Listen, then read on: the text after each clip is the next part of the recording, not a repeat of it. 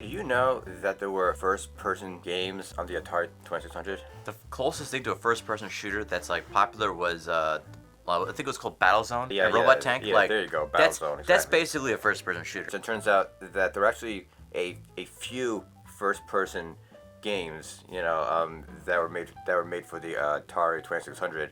So you want to check some of them out? Hey, sure. Just a quick question: was one of them Faceball by any chance? Baseball was on like the Game Boy and stuff, wasn't it? Yeah, it was on the Game Boy. First game we're gonna try out is Tunnel Runner, and apparently it was made in 1983 by CBS Incorporated. Tunnel Runner sounds like the game I was thinking about. Not only is it a first-person thing, but it's also, you could consider it an early dungeon crawler because they make up the map right then and there. So the best way that I can describe this game is say a 3D Pac-Man, because it's like this thing's chasing you, and you have to make it to the end on the key-looking thing. And there's stairs, so you can go to the next map. Is that what it is? I'm gonna be honest, I don't know what those stairs do. Maybe I can hop over something, but I actually need to get out that thing over there. I've grabbed it, but like I don't know what it does. I guess we need an instruction manual. So if I hold down the button, I can see a top view where I am, and it brings like perspective, no pun intended. So there are the stairs. Which isn't really stairs, it's just, who knows what that is. Now that sound, not tone, it's a warning. I mean, see ya? Yeah, I was gonna say, the thing is chasing you. Well, I was hoping that the game would pause when I would... Oh, no. No, I guess not. No, that'd be crazy. What is that? Like, it's like, why is there Maybe a it's door? an indoor. Yeah, maybe it's an indoor. Did you go through there? What was that? It looks like a warp. I don't know. So how do I turn? That was the way out, wasn't it? Yeah, okay, so okay, there you go. That was the way out. I've heard about this game, but I've never actually seen it. I would have loved this when I was a kid. I think the colors are to tell you that you're actually moving. Yeah, absolutely. How to go forward? Just like. Maybe you can press the button. I guess you can't. Oh no. You know what? I gotta find the stairs. Yeah, you're right. You have to physically carry the stairs with you. That's a bummer.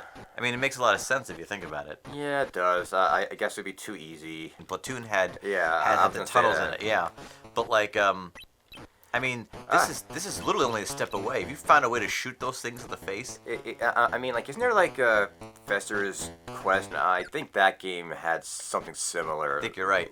Like this. I mean, like, I get the point is that it's not a totally new. I don't know. Or it's not a new concept, but it's still ahead of its time. And so I'm facing south, or No. north? You're facing north. You're facing north. You had your Okay. goal. Yeah. Go check the map again. You shoot at the bottom of the. Yeah, there you go. So if you make the next left, there's that one right there. Yeah, Okay, that's go it. all the way down to the hallway. Yeah, just Okay, but like that ball might get me. it might, but maybe if you make a mad dash. Okay, that's Yeah. it. All right, you want to try this?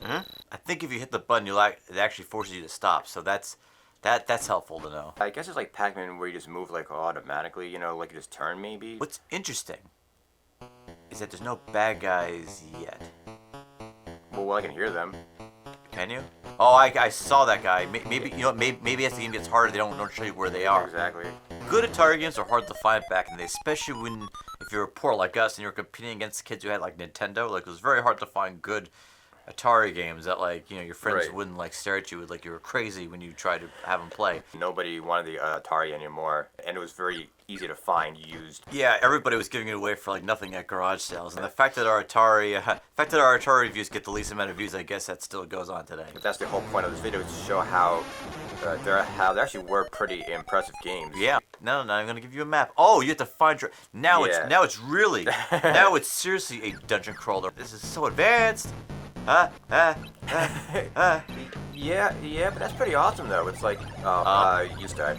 But you get a death screen. I also like the way it escalates. Like most, you just pass through him. Yeah, I just ran past him. I guess I could do that here. Most games are just like repetitive.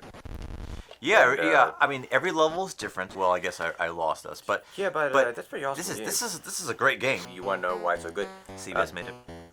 Well, I mean, look at the date. Like, it was made in 1983, the same year when the industry crashed. And so, like, it came out, like, right at the end. Next game we're going to do is called Survival Run, and it actually came out in the same year as the last game, which shows that, I don't know, like, maybe that was a trend going on. The game hasn't even started, and I could tell that it's like a Star Wars. Yeah, okay, now... It's definitely a Star Wars a ventilation port type of a game. You have like the laser beams that are gonna kill you, so you gotta like disable the security system. Yeah. Gotta make the right turn. If you go left, you're going to run to that wall. This is basically Sewer Shark. This is Sewer Shark for Atari. I'm not kidding. So I probably should have shown this one first because, dude, this is pretty awesome. Well, I mean, like it's pretty good. Like all things considered, you know. This is another game that we would have enjoyed when we were kids. Do you think whoever made Sewer Shark played this game first and was like, yeah, okay.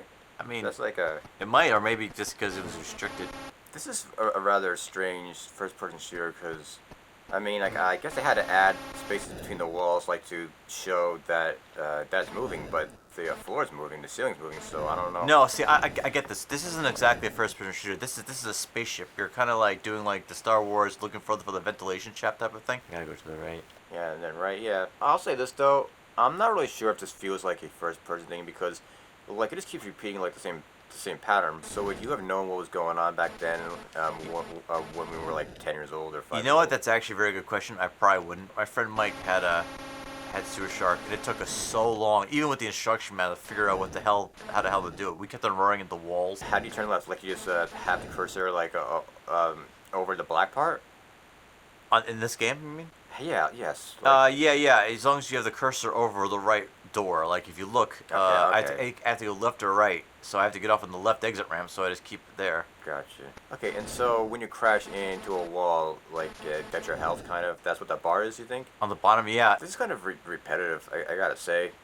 It's repetitive, but, like, I'm assuming that, like, it probably gets faster. So... I mean, it is getting faster, to be honest. You wanna know what this reminds me of?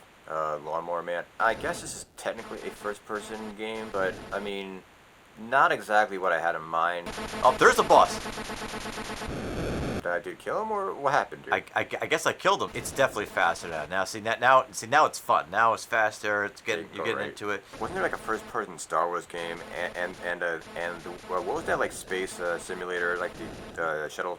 Yeah, right. That was all first person. Right. So I mean, like there were like space stuff like that in first person. So guessing as time went on, these cartridges had more memory because like right because memory became cheaper, right? You know what I mean? I guess it became cheaper, but also like they learned how to expand the memory. I mean like that was always a thing with cartridge-based games. At least Tunnel Runner, they at least were able to generate new maps for you. This thing is just the same map over and over again. There's supposed to be a boss here. Before the end, you go right. That's it. Oh, there he is. Oh, he is hard to hit. Oh. All right, okay. Yeah, you're right. Let's play a different game. Okay. It's just pretty repetitive. It's also kind of blinding. Just it actually looks like GGGGG as far as the map goes. It does. Like GGGGGG. Like a G6, like a G6. And there are 6 Gs. London Blitz. Yeah, and you know what? It came out the same year, 1983. I guess this was the year of first-person games. You know what I mean? I guess. So you choose like your rank. You see, the rank tells you how hard it is. Like, yes. I love how by this point they just abandoned the difficulty switch, you know, on the console. And Yeah. so Yeah, they abandoned the difficulty switch. They also abandoned a title screen. you want to find the bad things because there's like bombs and you have to like disarm like the bombs. Oh, that's what it's called, London Blitz. I guess you're like a cop on the patrol, and you're trying to like, yeah. So that's obviously a bomb, right? So the arrow's north, and so they're going north, and so the arrow is saying like, you know, north, south, east, west, basically. Wait. So here's a question: is the arrow telling you where to go, or is the arrow which you use to No, pick like which direction? Like if the arrow's pointing up, you're going north, and if it's down, it's telling you you're going south. Okay. So right now what I'm doing is I'm disarming this bomb, and all 3 squares need to be black, and then right now like 1 square is black, and so these things need to slide. I keep pressing the wrong button. There's only one button. Okay, so I go down, I test it. Okay, 2 sliders are right. And then let's see if this one codes are different depending on. I guess I Disarm the bomb. Yeah, I just disarm the bomb. Problem is that it's kind of like troublesome trying to go through this map. I have room on the right, but I have to be like before that gap, like the turn, instead of like directly in front of the gap.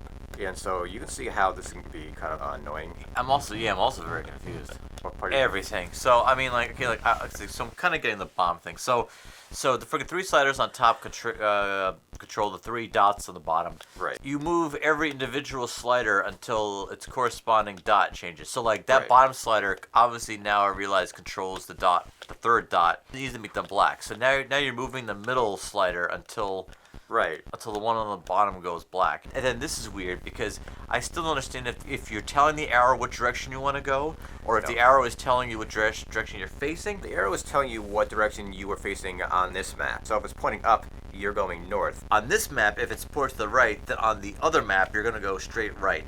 Right. Like, Instead of the right that's on the map that you're physically looking at, which right. is stupid. It's not that stupid. I mean, like It's like it's very early. It's very complicated. If you combine all three games, if you get the tunnel design, like let's see these corridors. These are awesome corridors. If you get these corridors here, right, and you mix them with the speed and the control of Tunnel Runner, and then you add the bombs and you add the gunplay for keep the bombs, and then you add the gunplay from the other game we're looking at, you'd have a pretty good game. We should be Atari programmers. Okay, now this bomb is different. Obviously, I think like as they move, you just have to keep testing it, and then.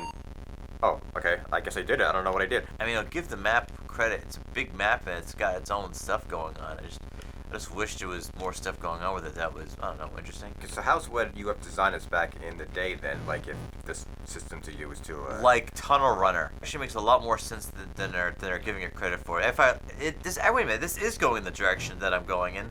The arrow is just making it more confusing. Listen, they could blitz London as much as they want. I don't care about London.